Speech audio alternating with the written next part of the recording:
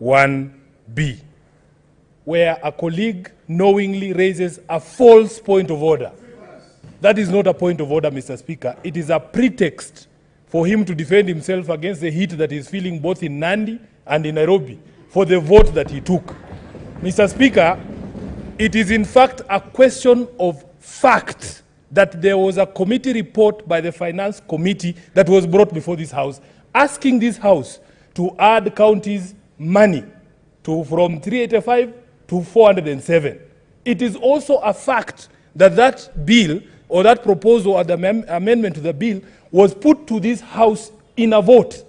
It is also a fact that 22 of our colleagues decided that they were not going to support our committee, the Finance Committee, but they were going to follow direction from other quarters, Mr. Speaker.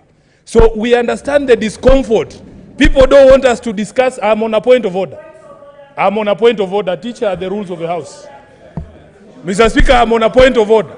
I'm on a point of order. Conclude your point of yes, conclude. Mr. Speaker, whether you like it or not, history Senator has already Gloria, been written. Out of order. Just give him time to finish his Thank you, point Mr. of Speaker. He is also on a point of Thank order. you, Mr. Speaker. So you cannot rise on a point of order when another member is on a point of order. Just familiarize yourself with the standing orders.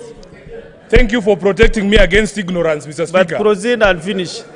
Mr. Speaker, thank you for your protection against ignorance. You know, Senator Sifuna has given you a leeway to make your contributions. Let me finish. Just the information you have to give him should Let be me finish. brief. Until he is informed properly, Mr. Speaker. No. You need to allow me to give finish. him a brief information. In 1 minute.